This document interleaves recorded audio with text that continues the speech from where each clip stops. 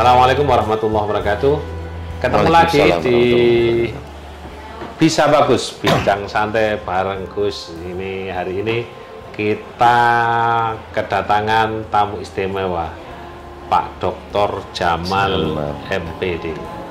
Beliau alumni guru di Denanyar, kemudian di MAN 1 Kota Malang, kemudian sampai sekarang masih menjadi pengurus komite MTSN 1 Kota Malang, dan Widya Iswara, gurunya para pegawai-pegawai di Jawa Timur ini, di Balai Diklat Keagamaan Surabaya. Assalamualaikum Pak Ye Jamal. Waalaikumsalam warahmatullahi wabarakatuh. Alhamdulillah. Jenengan ke sini dalam rangka apa ini sebelum kita giat ini? Ini tadi ada apa namanya pendampingan pelaksanaan kurikulum BK yang dilakukan oleh Balai Diklat Keagamaan Surabaya, dan ini hari terakhir dan penutupan kemudian ditentangkan di lantai 2 kantor Kemenak ini. Dari pelatihan implementasi kurikulum Merdeka berbasis komunitas ini sebenarnya apa target dari output yang diinginkan dari kegiatan ini? Ya, terima kasih sebelumnya bahwa selama ini kalau pelatihan itu tidak berbasis komunitas, pesertanya itu tunggal-tunggal, guru ya guru aja, kepala-kepala aja, pengawas-pengawas aja gitu, komite aja. Nah, sekarang ini berbasis komunitas. Jadi kalau satu madrasah itu dipanggil sebagai peserta, maka kepalanya ikut, gurunya ikut, pengawas yang membina madrasah itu juga ikut, kemudian dosen yang di sekitar madrasah itu juga ikut, kemudian pengawas ya itu ada, syukur kalau ada komitenya juga ikut. Dengan komunitas ini insya Allah kesulitan dalam pelaksanaannya nanti itu masing-masing diharapkan menjadi solusi dari masalah itu. Sehingga kepala sekolah kenapa nggak jalan sih, ngeluh ke gurunya, ke komitenya, ke pengawasnya, ke barangkali dosen yang di sekitar bisa menjadi solusi, sehingga semua dalam komunitas yang bertanggung jawab itu bisa terlibat semuanya seperti itu. Berarti berbasis komunitas itu maksudnya semua elemen yang berkait dengan madrasah itu sama-sama paham pada tataran aplikasi saling mendorong. Betul, begitu ya? Karena duduk semeja. Hal yang spesial dari kurikulum Merdeka ini sebenarnya apa menurut Pak Jamal? Ada yang pertama itu tentang kemerdekaan belajar, bahwa selama ini siswa itu kan makhluk yang unik. Artinya masing-masing siswa punya karakteristik sendiri-sendiri, baik dari sisi kompetensinya, bakatnya, pengetahuannya, gaya belajar dan seterusnya. Dan selama ini keunikan ini diabaikan. Maka sekarang dengan kurikulum Merdeka itu para pembelajar atau siswa itu mendapatkan kemerdekaannya yang sebenarnya. Bahwa kalau yang gaya belajarnya itu memang dengan melihat ya akan diberi cara pembelajaran dengan melihat, yang cara belajarnya dengan mendengarkan, maka mendengarkan, yang gaya belajarnya itu dengan cara bergerak atau taktil, ya akan ada pergerakan-pergerakan. Yang suka di luar kelas misalnya, ya disengajakan di luar kelas, sehingga gaya belajarnya itu disesuaikan. Terus cara mengajarnya juga dimulai dengan kemampuan awal. Jadi siswa harus belajar atau learning at a right level. Jadi belajar itu harus dari levelnya masing-masing. Karena siswa itu pasti ada yang sudah paham jauh, ada yang belum paham, ada yang baru dengar aja belum. Nah, untuk itu harus dimulai dengan level mereka masing-masing. Nah, caranya untuk mengetahui ada pretest atau persepsi dulunya itu dengan sebentar itu sudah diketahui, oh bisa dikelompokkan levelnya ada rendah, sedang, tinggi. Nanti begini cara mengajarnya, sehingga semuanya akan merasa diperhatikan. Nggak merasa bosan sih, iya, paham. Betul. Kalau yang rendah dikasih tinggi kan sudah putus asa frustasi, karena meloncat aja bisa 2 meter, diajari 4 meter, dia hanya melihat aja, karena saya usaha pun sekuat apapun juga nggak akan mencapai karena ketinggian.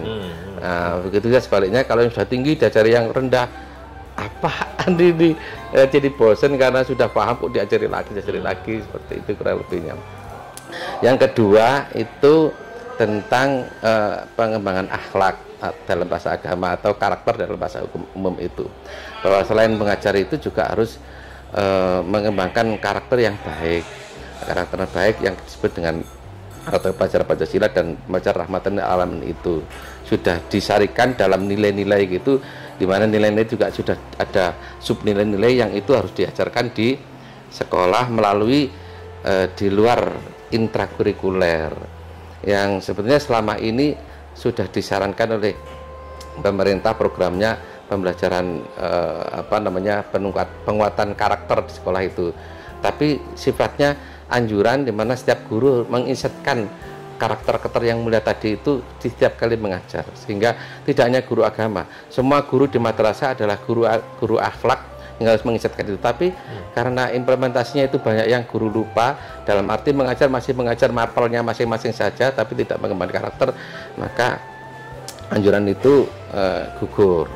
Lalu muncullah kurikulum Merdeka itu, di mana pengembangan karakter itu mendapatkan jatah 20% sampai 30% dari jumlah jam pelajaran siswa per tahunnya itu disisihkan untuk penguatan pelajar rahmatan lil alamin tadi itu. Anu Pak Yai Jamal, jenengan juga pernah di pesantren di Denanyar mengajar di sana.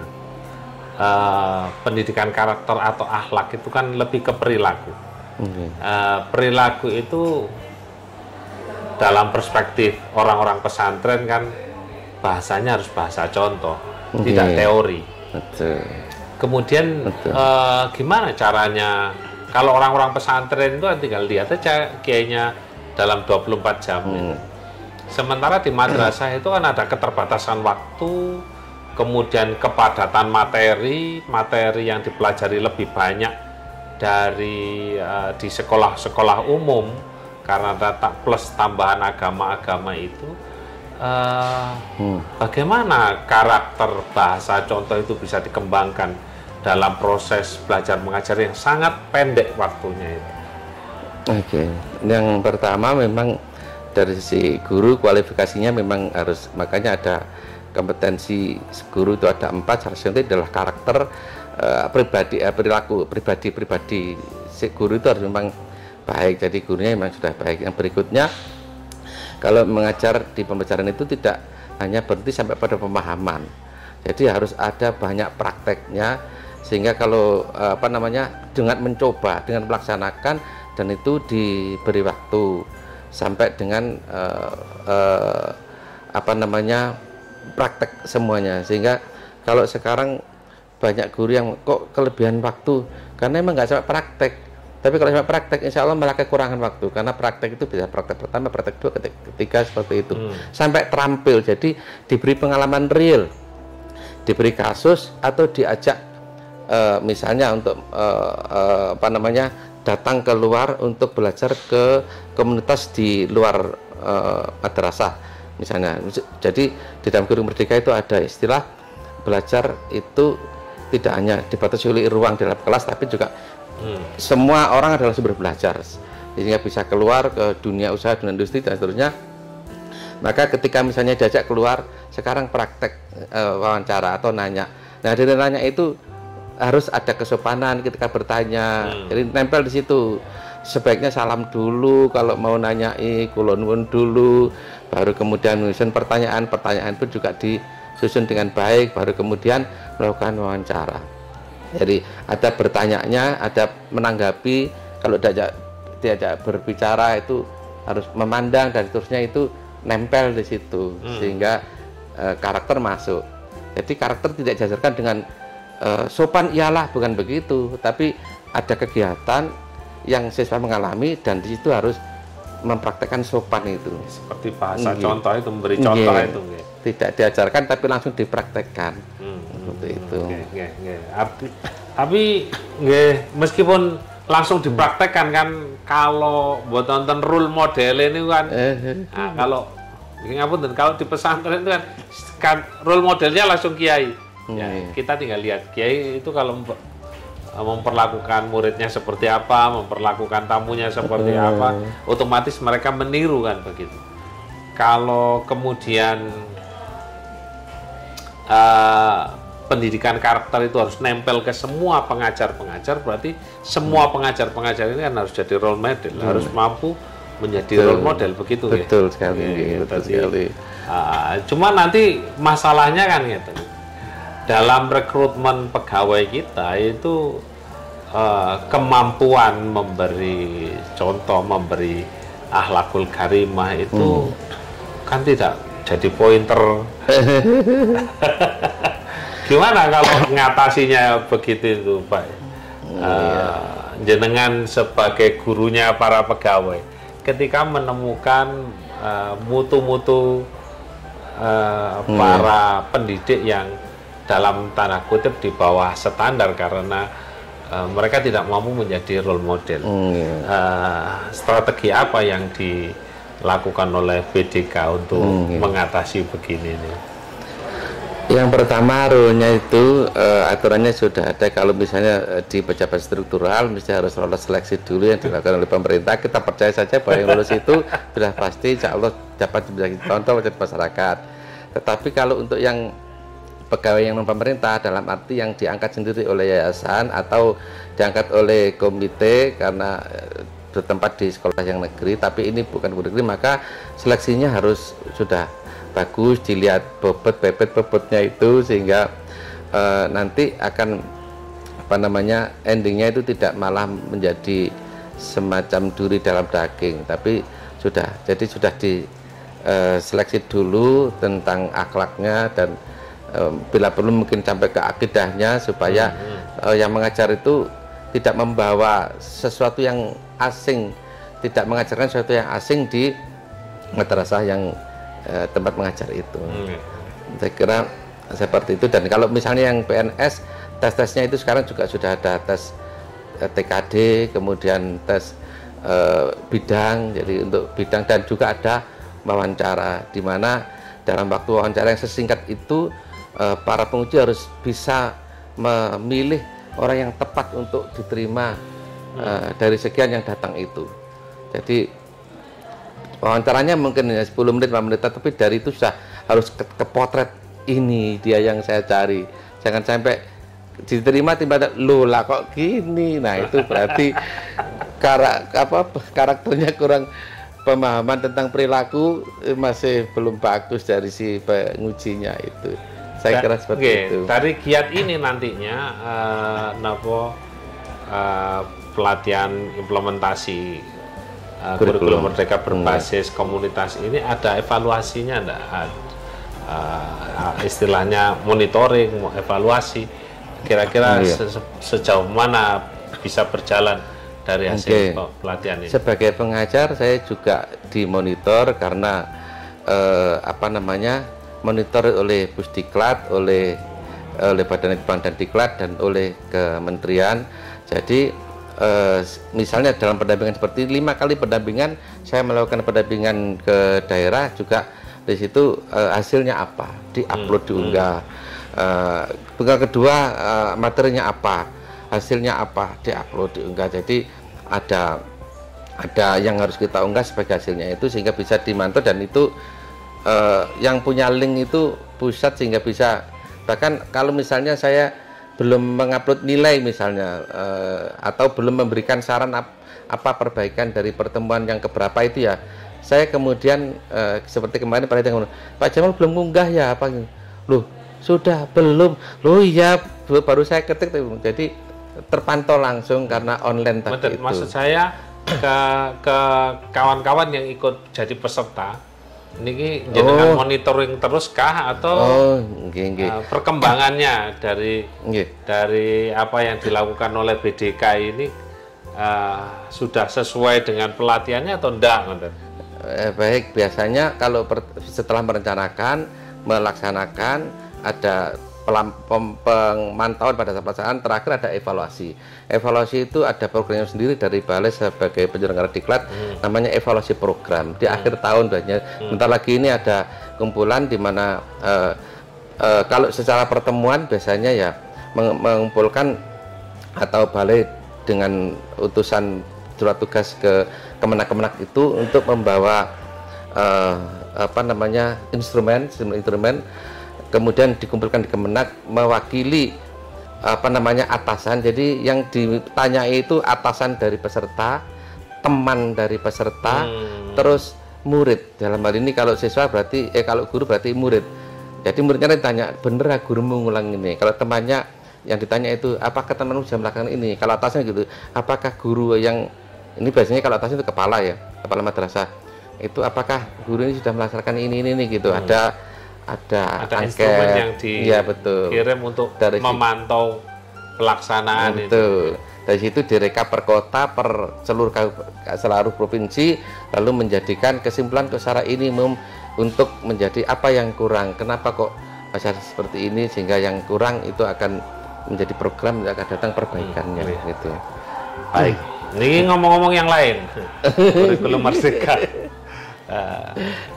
Dari beberapa kali Pak Dr. Jamal main-main ke Kemenak Kota Malang, apa komentar Pak Jamal dari apa layanan yang kita berikan? Karena bahasa layanan sekarang itu tidak hanya sekedar saya punya ABC, kemudian silakan mau milih yang mana, tidak, tetapi masyarakat ditanya sampean butuh apa, kita upayakan menyediakan itu.